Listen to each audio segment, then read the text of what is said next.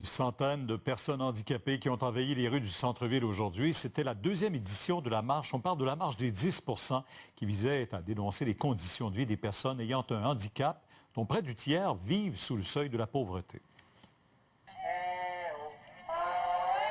Ils sont plus de 760 000 au Québec, soit 10 de la population, et ils souhaitent attirer l'attention du gouvernement. Quand les CHSLD vont nous enfermer, il est temps de nous libérer.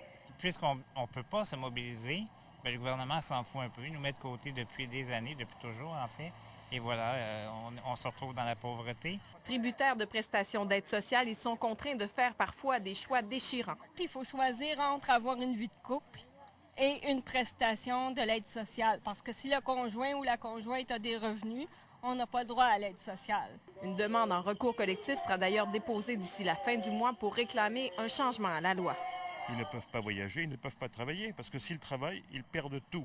Il faut donc compenser à titre personnel de façon définitive leur handicap pour leur permettre d'être intégrés dans la société. Au Québec, 32 des personnes handicapées vivent sous le seuil de la pauvreté. C'est beaucoup plus que les 12 dans la population générale. 140 000 d'entre eux sont déclarés inaptes au travail et pour les autres, les emplois demeurent encore trop souvent inaccessibles. Très inaccessible. J'ai fait plusieurs entrevues à des emplois, puis ça n'a jamais fonctionné. Eux autres nous disent « Ah ben, on peut pas vous laisser travailler chez nous parce qu'on n'a pas les assurances nécessaires. » La réponse du gouvernement à cette mobilisation, les programmes d'intégration des personnes handicapées au marché du travail ont été épargnés par les coupes du dernier budget. Au total, 113 millions de dollars y seront consacrés l'an prochain. Claudia Néron, TVA Nouvelles, Montréal.